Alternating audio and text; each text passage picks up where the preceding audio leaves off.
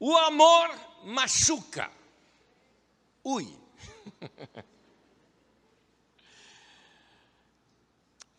No domingo passado estudamos aqui um pouco sobre Paulo, apóstolo. E vimos como esse homem teve na sua experiência de conversão e carreira na sua vida cristã, aprendizados fantásticos que foi passando para a gente. E ele passa muita coisa no meio das suas cartas. O que são as cartas no Novo Testamento? É uma comunicação de algo que estava acontecendo no meio da igreja, que chegava aos ouvidos do apóstolo e ele na distância, sem a facilidade que temos hoje de abrir uma videoconferência ou de pegar um avião e chegar rápido no local. Levaria meses, talvez em algumas caminhadas, para ele chegar no local. Então enviava-se cartas, já que ele já estava comprometido com o seu tempo, com passar em outras igrejas, outros locais que deveria passar. Então nessas cartas Paulo acaba passando muito do seu coração, muito da sua vida. E numa das suas cartas ele desabafa com os irmãos lá da cidade de Corinto. Corinto, uma cidade portuária ali na Grécia, onde Paulo, depois de ministrar ali aqueles irmãos, passado algum tempo, aquele povo começou a rejeitar a própria liderança do Paulo. Ele que começou aquela obra, ele que iniciou aquela obra, e daqui a pouco tinha gente pedindo: não, se Paulo voltar aqui, nós queremos uma carta de referência sobre Paulo. Como assim, alguém dizendo assim: mas quem é esse cara que quer vir aqui nos orientar? Quem é esse? Ele era o fundador daquela obra. E Paulo então desabafa dizendo: vocês são minha carta de referência. O evangelho chegou em vocês pela minha pregação. E Paulo, se desabafando ali com ele usa a seguinte frase. Eu quero fazer um recorte aqui num texto, num versículo. Em capítulo 12 da segunda carta de Paulo aos Coríntios, no versículo 15, diz assim: assim de boa vontade, por amor de vocês, gastarei tudo que tenho, e também me desgastarei pessoalmente, ou seja, eu vou dar tudo que eu tenho, tudo que eu sou, minha saúde, tudo eu vou empregar para ver vocês edificados. E aí ele usa essa frase: visto que os amo tanto, devo ser menos amado. Que frase! Eu te amo tanto, mereço isso que você está me dando de volta? Seria mais ou menos isso.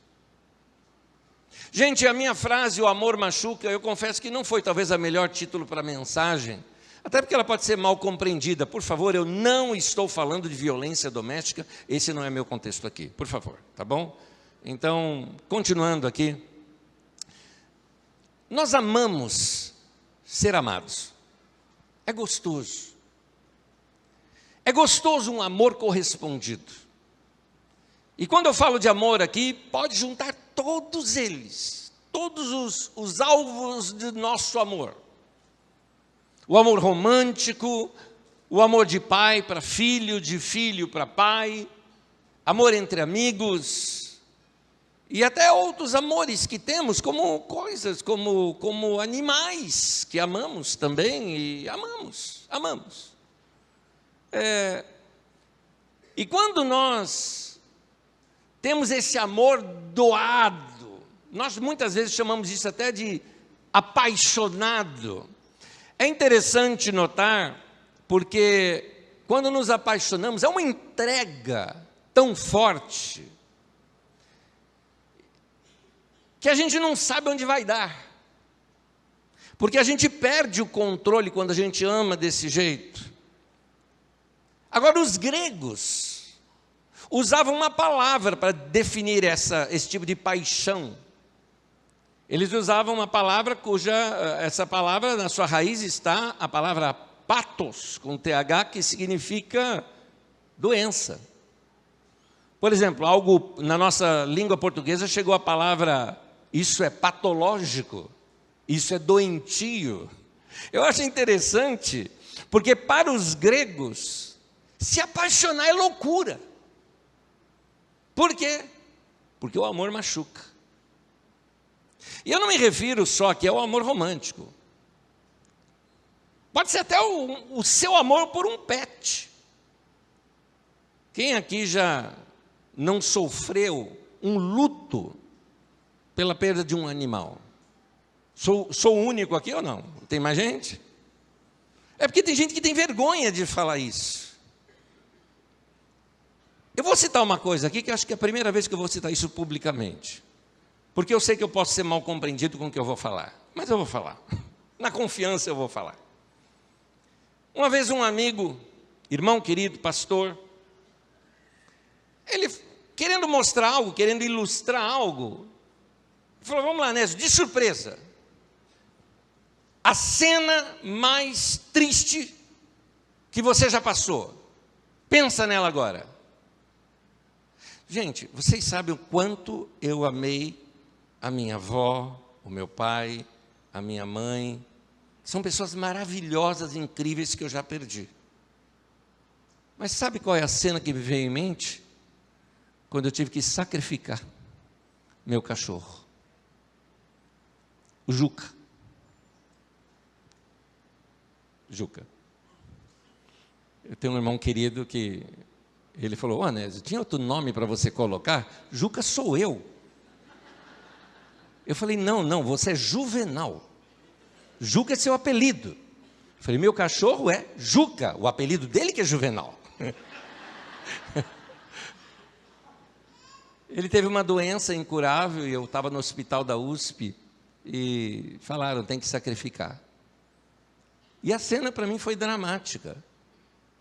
Eu vendo ali, dar a injeçãozinha nele, eu segurando na patinha dele, ele olhando para mim, eu chorando a beça. E desde aquele tempo até hoje, nunca mais eu tive um outro cachorro.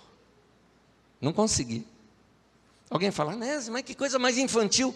Me julgue, fala o que você quiser falar. Mas eu sei que o amor machuca. Quando a gente ama, é assim. Ó, Nésio, mas você não citou aí seu pai, sua mãe. Eles têm seu lugar totalmente especial. Não estou falando que cachorro é superior ao ser humano. Por favor, não me mal interprete. Eu só estou sendo transparente. Que, de fato, quando o irmão me perguntou isso, foi a cena mais triste que eu consigo me lembrar. Então, o que a gente acaba fazendo é que, para não sofrer, nós começamos a criar algumas barreiras na vida da gente. E vai uma outra confissão minha, que hoje, tal dia, estou aqui confessando, né? Eu fiz o funeral do meu pai, da minha mãe, da minha avó. Mas acreditem, eu não olhei para o caixão. Eu não quis. O caixão aqui do meu lado. Eu não olhei. Nésio, mas por quê? Porque eu não quis. Eu não queria aquela imagem, tanto que eu não tenho a imagem deles no caixão. É uma questão minha. Nossa, Nésio, você tem medo de morto? Não, irmão, quanto funeral que eu já fiz na vida, mas daqueles eu não quis olhar. E é interessante, a minha memória é sempre deles vivos.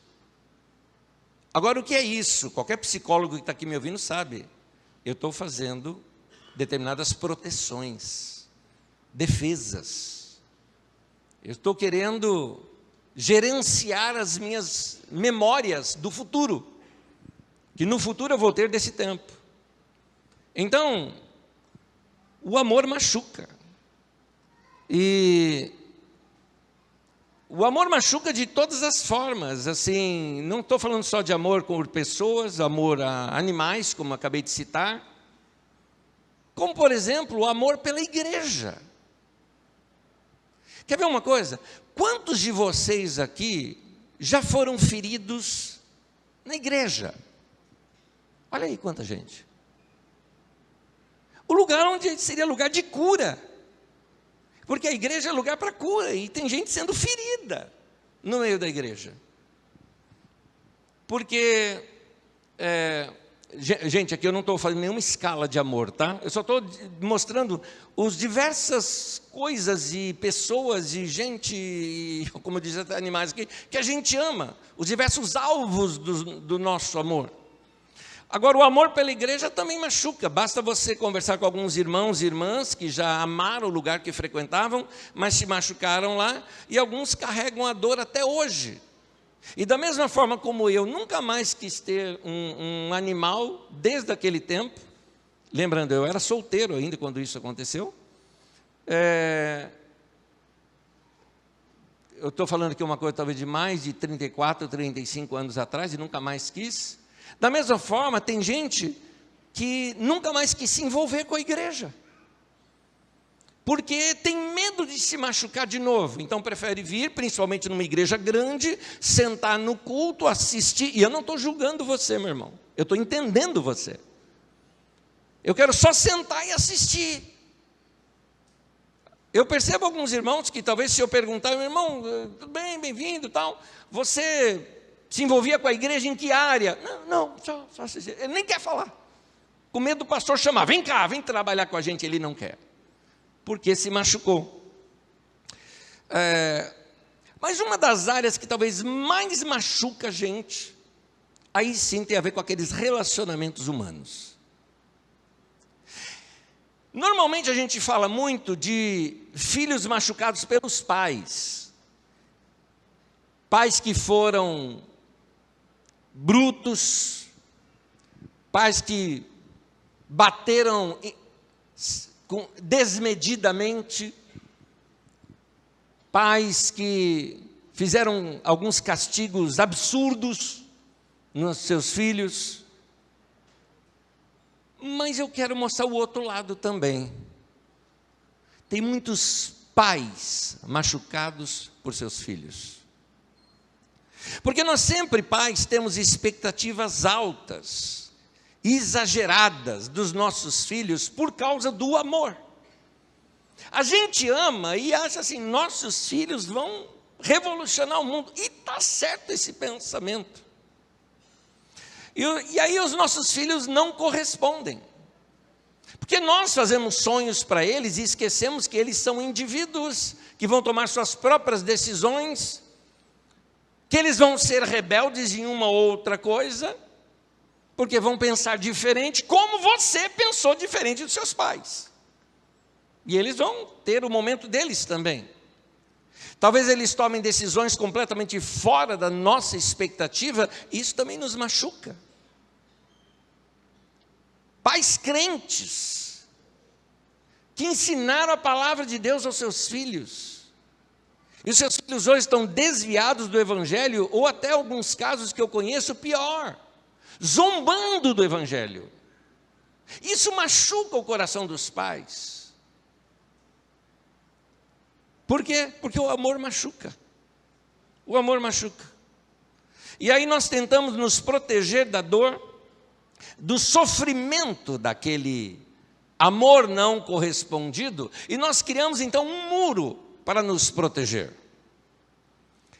Mas tem uma coisa que a gente não nota, por isso que eu estou aqui para te alertar. O que a gente não nota é que se a gente levantar um muro para a gente se proteger, aquela mesma proteção que bloqueia aquilo que nos machuca, ela bloqueia também o nosso prazer. Porque o amor é um prazer. Então você fala, não, eu não quero me entregar, eu não quero amar para não me machucar, mas também você não vai sentir nada, você vai ser um papel. Você não vai ter sentimento. Pelo fato de você não sentir dor, você acaba não sentindo prazer também de amar. Um muro é um muro.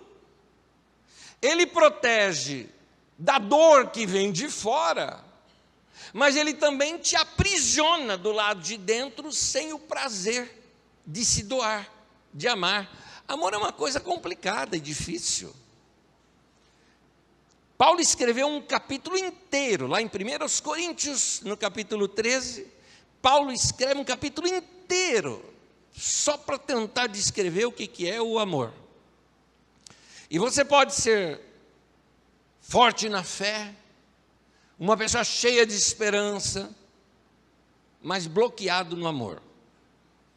Na prática, eu diria o seguinte: você de vez em quando vê gente que no meio da reunião da igreja levanta as mãos, adora a Deus, gente que sabe até pregar, mas essa mesma pessoa é rude com outros no estacionamento, por exemplo, no trânsito, porque ela não sabe mais amar, não sabe. O amor é forte, mas o amor também é vulnerável. O amor coloca um homem forte de joelhos. Amor faz um cara durão chorar no travesseiro. O amor faz isso. O amor vai fazer você fazer coisas que você nunca faria, porque o amor é forte. Num texto bíblico de Cântico dos Cânticos, capítulo 8, versículo 6, usa essa seguinte expressão: o amor é forte como a morte. Ou seja, não dá para vencer a morte, não dá para dominar a morte, não dá para controlar a morte. Quando você ama, você ama. Amor é assim, não se explica, você ama. Muitos anos atrás, ainda no início da minha juventude, fazia evangelismo em presídios, dentre eles até o famoso Pavilhão 9, não a torcida do Corinthians, Pavilhão 9, lá mesmo, no Carandiru, e Pavilhão 4, 6, o 9, e algumas vezes a gente tinha momentos que a gente conseguia falar com familiares, e alguns homens que estavam ali dentro, que eram verdadeiros animais, se tornaram uns animais, que matou muita gente violenta, gente que precisava estar preso para a proteção da sociedade. E chega a mamãe dele, olhando e falando: meu filhinho, meu amor. O amor é assim. O amor, ele é tão lindo e ele é tão romântico, que parece que não cabe na mesma frase a palavra dor. Mas vamos imaginar, por exemplo, uma cena, uma mãe amamentando uma criança. É uma das cenas mais lindas que existe, mais inexplicáveis, dando alimento do seu próprio corpo. Uma das cenas mais íntimas que pode existir. E você nunca consegue sequer imaginar que um dia aquele bebê pode machucar você. Você não consegue imaginar uma coisa dessa. Então, se a gente machuca uma perna, machuca um braço, uma cirurgia pode consertar, mas não existe cirurgia para coração machucado. Não existe analgésico para essa dor do coração. Então o coração, ele precisa ser protegido. Por exemplo, o nosso próprio coração físico, olha como ele é protegido. Você tem ossos duros, formando aí uma costela. Você tem aqui a espinha dorsal. Você tem cartilagens. Você tem tudo isso que é uma proteção. Coração é um membro do nosso corpo forte, bombeia o corpo inteiro. Ele é forte, mas ele também é vulnerável. O que a gente nunca pensou, talvez, porque eu estou falando o tempo todo aqui do nosso lado humano, e talvez você e eu nunca pensamos de que assim também é o coração de Deus. O próprio Deus, Senhor do universo, aquele que é o onipotente, tem todo o poder nos céus e na terra, é o que mais você pode pensar em termos de ser forte. Ele também é vulnerável. Se eu quero ser a imagem de Deus, eu não posso passar uma ideia de que eu sou forte e não sou vulnerável, porque o coração de Deus também é um coração vulnerável. Por isso que a Bíblia ensina a gente a proteger o coração. Mas olha aqui, proteja o seu coração, mas não deixa de amar. É esse equilíbrio que traz para nós algo chamado maturidade. Eu sei que o amor fere, eu vou me proteger, para que eu não me fira de qualquer maneira, mas eu não vou deixar de amar. Eu não vou deixar meu coração endurecer. Se você não pudesse se ferir, Deus não falaria para guardar o coração. Você precisa começar, na verdade, talvez esse conselho seja para você começar a selecionar melhor quem você deixa entrar ou não no seu coração. Tem isso também. Mas olha o que diz a Bíblia em Provérbios 4, 23. De tudo que se deve guardar, guarde bem o seu coração, porque dele procede as fontes da vida. A sua força de vida vem dali. Força de vida é sua perseverança, sua visão de vida, seu propósito, sua criatividade, sua capacidade de bolar coisas novas, de fazer, de ter impacto para a vida, tudo isso vem do nosso coração. E agora, quando você para de sentir, você para de ser criativo. Quando você para de sentir, de amar, você para de sonhar. E a nossa alma, ela é sentimento, ela é emoção. Quando eu estou falando do coração, eu estou falando dessa nossa alma, essa nossa capacidade de sentir. Então, não perca a sua capacidade de se emocionar, não perca a sua empatia. Aliás, é um conselho de Jesus, em Marcos 8, 36, ele diz assim, de que adianta uma pessoa ganhar o mundo inteiro e perder a sua alma? O que adianta um cara ser poderoso, o homem mais rico do mundo, isso, aquilo, ou sei lá, um grande profissional na sua área, você está saindo até nas revistas como referência de mercado. O que adianta o cara ser tudo isso e não ter a capacidade de cantar uma canção de niná? Porque ele perdeu a alma, ele virou coisa, ele se coisificou, perdeu a capacidade de sentir. Não deixe de amar, mas quem ama se machuca. Quem ama muito sempre se machuca. Porque a gente espera demais das pessoas e às vezes as pessoas não têm nada para nos dar. E a gente fica esperando. Mas eu quero falar sobre Deus. Da mesma forma, o nosso Deus também ele é vulnerável nesse sentido. Ele sofreu por nós, conscientemente. Eu acho interessante a expressão de que Deus... Aliás, deixa eu ler o texto com vocês. João capítulo 3, versículo 16 e 17. Porque Deus amou o mundo de tal maneira. Ele poderia ter dito apenas, Deus amou o mundo, mas não, olha aqui, ele intensifica a expressão, dizendo, ele amou de tal maneira. Acho que ele não tinha nem outra expressão para explicar o tanto que Deus amou. Que ele deu o seu Filho unigênito, seu único Filho gerado de si, para que todo aquele que nele crê não pereça, mas tenha a vida eterna. Porque Deus enviou o seu Filho ao mundo, não para que condenasse o mundo, mas para que o mundo fosse salvo por ele. Olha só, ele sacrificou o seu próprio Filho, para o próprio Filho gerasse a salvação desse mundo que o sacrificou. Isso é muito amor. É um amor imensurável. O amor de Deus é maior do que a gente consegue imaginar a capacidade de alguém amar. Por isso que Paulo, nas suas cartas, ele conta até orações que ele fazia para a igreja.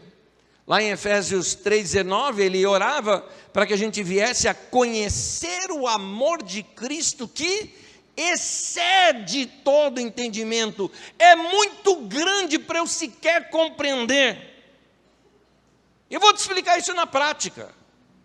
Deus amou o mundo de tal maneira. Deus não amou você quando você já é convertido, bonitinho, vindo aqui no culto de domingo, cantando para Deus. Não é agora que Deus te amou, Ele já te amou lá atrás, no mundo. Quando você era contra Ele, quando você estava longe dEle, quando você estava completamente perdido, Ele já te amava. Deus amou você quando você estava lá saindo com prostituta, e Deus te ama do mesmo jeito. Deus amou você mesmo você estando mexendo com feitiçaria, desejando mal para alguém, e Deus amou você. Deus amou você quando você estava lá com a cabeça cheia de cocaína, cheia de drogas, de entorpecentes, e Deus amou você. Deus amou você quando você estava lá bêbado, não falando coisa com coisa, e Deus amou você. Deus amou você quando você estava lá enfiado a cabeça no meio de pornografia, naquelas viagens que você fez, todas ilusórias, só para ter alguma sensação extra de prazer, e Deus amou você, mesmo sabendo que você estava fazendo tudo errado. Ele te amou quando você, e aí você pode completar o que você já fez, e Deus falando: meu amor por você não mudou, te amei de tal maneira. Tem mais, Ele foi atrás de você. A Bíblia diz que nós o amamos porque Ele nos amou primeiro.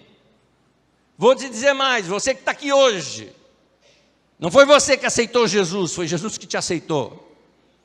Não foi você que se converteu, foi Deus que converteu o teu coração para Ele, foi trabalhando a sua vida, até que você foi inteligente o suficiente para dizer: Deus, eu me rendo. Ele te amou, Ele buscou você, Ele atraiu você. Aliás, o profeta Jeremias fala isso, eu gosto desse texto, Jeremias 31:3 diz: com amor eterno eu te amei. Eu gosto dessa expressão amor eterno, porque é um amor imenso, tão grande que é aquele eterno.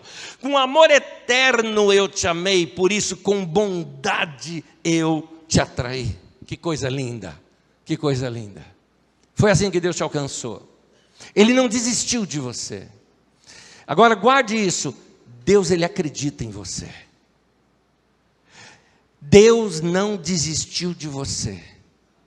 E alguns de vocês que estão aqui hoje, talvez meio resvalando, porque tem gente que é assim, ele está na igreja, mas ele está um pé lá, um pé cá. Você sabe que tem crente que vai chegar no céu cheirando churrasco, né? De tão perto do inferno que o indivíduo andou. Chega defumado lá no céu. Andou de raspão, estava quase indo para o inferno, arremeteu, assim, na última hora. Eu vou dizer uma coisa, Deus te amou mesmo quando você machucou o coração dele. Você sabe que o amor machuca. Amar alguém não ser correspondido machuca. E a gente precisa pensar: Deus me ama, e eu não quero mais machucá-lo. Deus, Ele pode não aprovar todos os seus comportamentos, mas Ele aprova você. É diferente. Tanto que, lá em Gênesis, quando Deus fez o ser humano, é interessante, cada coisa da criação que Ele ia fazendo, terminava dizendo: e viu Deus que isso era bom. Fez outras coisas, e viu Deus que isso era bom. Fez esse universo lindo, e viu Deus que isso era bom. Fez o ser humano, e viu Deus que isso era muito bom. E ali, não é Adão e Eva, ali é você e eu. Deus olhou para você e disse: você é muito bom. Você é uma obra-prima das minhas mãos. Eu sei porque eu criei você. É isso que Deus está dizendo aqui para nós hoje. E eu te amei e te amo com amor eterno. Deus amou o mundo de tal maneira. Uma vez eu estava meditando sobre esse texto, eu pensei assim: uau! Se Ele me amou desse jeito quando eu era mundo, e agora que eu não sou mais do mundo? E agora que eu sou dele? E agora que eu sou filho? Mas o amor de Deus não muda, é sempre grande, imenso, tremendo. Esse é o amor de Deus por cada um de nós. Agora, cada um de nós precisa chegar diante de Deus agora e compreender não só que nós ferimos o seu coração, mas que a gente está arrependido e que a gente quer se consertar. Pedir perdão e falar: Deus, não quero mais te machucar. Por quê? Porque aqui na terra, convivendo com gente, com pessoas, com coisas, com igreja, com pets, seja com o que for, eu já machuquei meu coração também. Eu sei como isso dói. Por isso eu consigo compreender um pouquinho dessa dor imensa que o Senhor sente com relação à humanidade, e eu quero ser um a menos a ferir o teu coração. Eu quero ser agora alguém com quem o Senhor pode contar. E eu vou terminar lendo uma profecia de Jeremias, mais uma vez. Acho que você pode ficar em pé comigo, pode ser? Fique em pé comigo. Jeremias 24, versículo 1 e 2.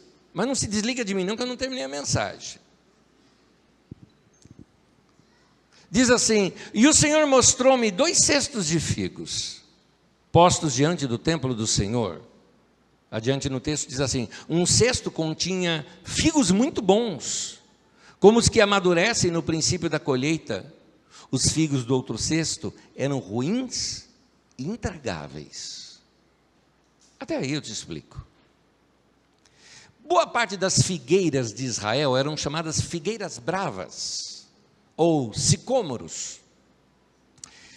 Haviam campos tão grandes dessas plantações que nos tempos de Davi ele colocou um dos seus líderes para supervisionar, somente para supervisionar aqueles campos, de tão importantes que eram. Um aspecto interessante dessa figueira brava é que os figos desse tipo de figueira, eles precisam ser arranhados, quando são verdes ainda. Eles vão fazer um pequeno corte neles, ou furados. Na Bíblia usa o termo riscados. Havia uma profissão muito simples, como existia o boiadeiro, o vaqueiro, existia o riscador de figos. O profeta Amós, que você conhece na Bíblia, ele era não só um boiadeiro, mas ele também era um riscador de figos. Eles faziam um pequeno corte no figo, por quê? Fazia isso quando estava bem verde ainda, porque isso acentua um hormônio, aliás, o único hormônio em forma de gás, né, que é o gás etileno, que é o que amadurece a fruta. Ele é liberado quando aquela fruta é ferida. O gás etileno é aquele que, por exemplo, meu pai, quando colhia bananas lá de casa, que a gente tinha plantações, ele pegava aquelas bananas ainda verdes e enrolava-as em jornal, colocava num lugar fechado, tipo fornos, lá em casa, não é? Para ela amadurecer mais rápido, porque liberando aquele gás, vai amadurecendo as outras também. Era isso. Nesse caso, esses figos selvagens, eles só conseguiam esse processo de um amadurecimento e crescimento se eles passassem por esse ferimento. E eu acho que agora você conseguiu entender. Tinha 2 cestas ali diante do profeta. Uma cesta de figos muito ruins. O que eram os figos ruins? Eles estavam intactos. Eles não foram furados. Cresceram daquele jeito e estão amargos. Mas aqueles que foram riscados, que foram perfurados, que sofreram, que foram feridos, esses eles crescem um pouco mais, ficam mais bonitos, não são os mesmos figos que nós temos no nosso mercado aqui. É um figo um pouquinho diferente. E eles se tornam muito doces e saborosos. Interessante isso. Acho que você entendeu a figura. Cada risco feito nas nossas vidas, cada sofrimento que nós passamos, que fez a gente derramar lágrimas, talvez. Aquelas lágrimas são comparadas àquele gás que é liberado na fruta, porque são essas lágrimas que vão acelerar o seu processo de crescimento. Por isso, deixa eu dizer algo aqui para você para terminar. Deus nunca desperdiça um sofrimento. Deus nunca desperdiça. Se você nesse tempo está passando por um momento de sofrimento, de alguém que te feriu, talvez até injustamente, porque você amou e não está sendo correspondido, pais que estão decepcionados com seus filhos, filhos que estão machucados por seus pais, marido e mulher que parece porco espinho, a hora que se junta, se espeta, então fica distante, porque sabe que se juntar de novo, espeta de novo, porque um machuca o outro com palavras. Gente que se feriu aqui, como eu já disse, com a igreja, gente que está aí com o coração doído por algum luto. Eu quero te dizer que Deus não desperdiça nenhum sofrimento. Deus vai pegar esse sofrimento e é exatamente isso que vai fazer você crescer. O Espírito Santo não nos livra de sofrimento. O Espírito Santo é consolador, ele nos consola no meio do sofrimento. E aí, o que você vai sentir no meio do sofrimento com esse consolo do Espírito Santo? A Bíblia também diz: a paz de Deus, que excede todo entendimento, guardará o coração e a mente de vocês em Cristo Jesus. Você pode falar: eu estou sofrendo, mas eu estou em paz, eu estou no caminho certo, eu estou levando isso tudo diante de Deus. Não sou ninguém especial, eu mesmo já feri o coração de Deus, mas agora eu sei o quanto que eu já fiz de mal, então não vou fazer mais. Mas agora eu preciso do meu coração aqui, curado. Portanto, hoje eu quero orar por você que está passando por isso. E certo de que Deus responde orações, eu quero orar pela tua cura hoje. E a tua cura não é que você nunca mais vai sofrer. A cura é que você vai amadurecer. E o figo maduro é cheiroso, é saboroso, é gostoso de ver. Quando você vê homens e mulheres que você fala: puxa, eu queria tanto ser como aquela pessoa, vai ver o histórico dela. É gente que já sofreu, que já passou por situações da sua vida, mas que usou aquele sofrimento para amadurecer. É o que eu acredito que vai acontecer com você hoje aqui. Então, a você que está sofrendo, os demais irmãos vão me ajudar orando por isso, mas a você que está sofrendo, eu quero que você ponha a tua mão no coração enquanto eu vou orar por você. Põe a tua mão no coração.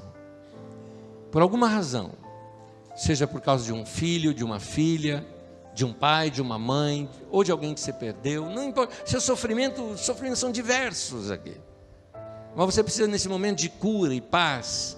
Põe tua mão no coração, eu quero orar por vocês. Vamos orar nesse momento. Eu vou pedir que todos os demais irmãos que orem junto comigo. Busca o Senhor, fala: Senhor, cura esse povo, cura meus irmãos, as minhas irmãs. Vamos orar. Senhor, eu te peço nesse momento que o teu Espírito Santo traga paz a esses corações, que meus irmãos e minhas irmãs consigam enfrentar esse tempo de sofrimento, mas com a tua paz no coração, sabendo que a tribulação vai produzir nas suas vidas perseverança, sabendo que esse sofrimento pelo qual eles passam vai produzir um tempo novo em suas vidas, sabendo que esse sofrimento vai gerar maturidade, crescimento, estabilidade. E como diz o texto da tua palavra, depois de ter sofrido um pouco, Ele mesmo, o Senhor, há de fortificar, fortalecer e fundamentar cada uma vida dos meus irmãos aqui, cada vida aqui. O Senhor vai nos fortalecer no Senhor. Como nós confiamos no Senhor, eu te peço nesse momento, Senhor, que meus irmãos já saiam daqui hoje com a paz no coração, de que estão abraçados pelo Senhor, que o Senhor, que também já tem o seu coração ferido por nós humanos, consegue nos compreender também. do teu próprio Filho Jesus, que sofreu na cruz, no nosso lugar, consegue compreender aqueles que sofrem hoje aqui também. Então, Senhor, abraça o teu povo, e nós, como teu povo, pela fé, vamos te dar louvor, honra e glória, e que no meio desse louvor, no meio desse momento de adoração, que o teu povo seja fortalecido no Senhor e na força do teu poder, em nome de Jesus, amém. Que a paz enche teu coração, meu irmão, que aquela paz que excede todo o entendimento, a paz que excede todo o entendimento é aquela assim: eu não consigo entender, eu estou passando problema, aparentemente nada mudou diante de mim, mas eu estou em paz. Você está começando a aprender a andar pela fé, porque pela fé eu não ando pelo que eu vejo, eu ando pelo que eu creio. Mesmo que tudo ao meu redor não pareça ter resolvido, mas eu ando pelo que eu creio. Queridos pais, olhem para os seus filhos e olhem diferente para eles agora. Se o seu filho ou sua filha está levando por caminhos que você não queria, não é assim que você vai vê-los. Você vai vê-los com os olhos da fé, vai vê-los como homens e mulheres transformados. A você que tem, sei lá, o marido que te abandonou, a esposa que te abandonou, olha para essas pessoas que vão ser transformadas pelo poder de Deus. A vocês que tiveram pais que foram terríveis, que te machucaram, olha para eles com misericórdia, eles não aprenderam a ser pais. Perdoe-os, que eles não sabem o que fazem, mas vocês vão começar a vê-los transformados. É assim que a gente faz.